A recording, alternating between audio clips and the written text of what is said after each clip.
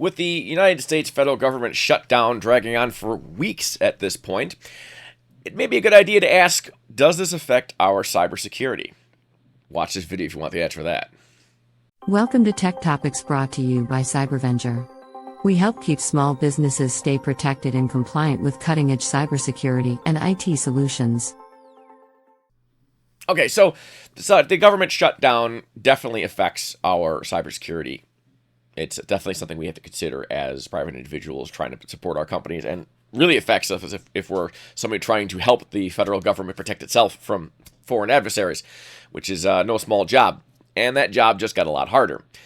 The CISA organization, or CISA, lost some 2/3 of its staff. They're currently being staffed only at 35% of normal. And none of those staff members are twiddling their thumbs at this point. They're busy and probably overwhelmed. Maybe most of those folks that got laid off, or furloughed, I should say, were doing things like writing policy or helping to disseminate information and teaching others, and jobs that are important but not urgent. So maybe this isn't that big a deal, but it's hard to say. How does the government decide what is a critical job and what is a non-critical job that can be furloughed?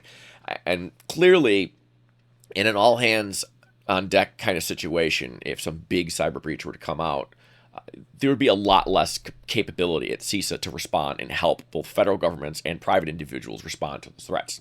They're not researching things. All of this comes at a time when Windows 10 support just ended from Microsoft. So now we're all, any of us who have Windows 10 out there in our environments are vulnerable from that, and we don't have any federal coverage backing us up either. So that adds to that challenge, bad timing. Speaking of bad timing, there's another piece of legislation that needed to be voted on. There is a legal framework that allows cybersecurity information to be shared with limited liability and that sort of thing. There's certain that have lapsed recently. The Cyber Information Sharing Act expired. It's been around for 10 years. It had a sunset clause in it, and it allows different organizations to safely report and share information about breaches. It helps foster disclosure and transparency, which is vital to security, particularly at a national level when you're trying to get everybody on the same page. Well, that expired, of course, now. The government shutdown doesn't just mean lack of money, it means lack of action, and it can't get renewed. So that legal framework is kind of in a gray area, and people don't know if they have the protections anymore. They know if it's going to be renewed. So that's another challenge. It's not just financial, not just things being shut down. And of course, there were reports that the bad guys are taking advantage of this. Some sources saying that cyber attacks are up at like 85% this month compared to September. I'd absolutely believe that.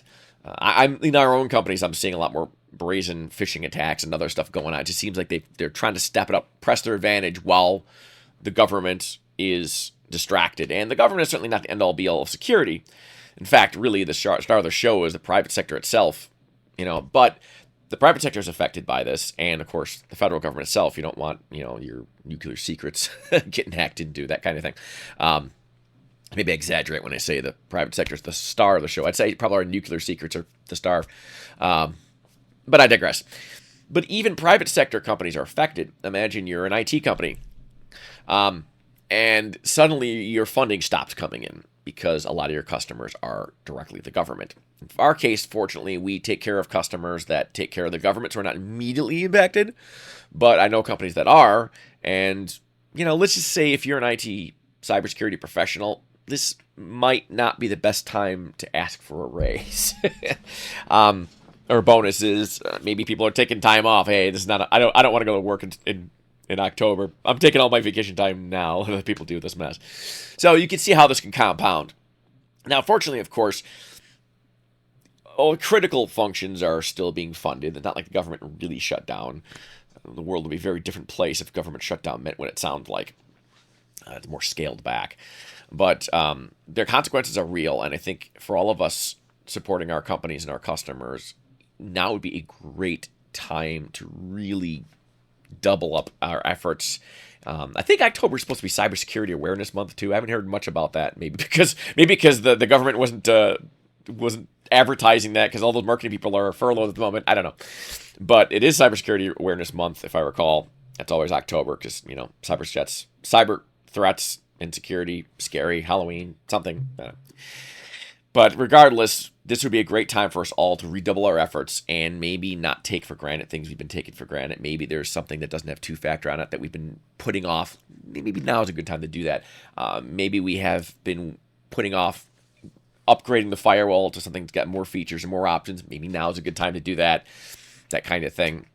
Go through disabled accounts, revoke admin rights, all the things we're supposed to be doing.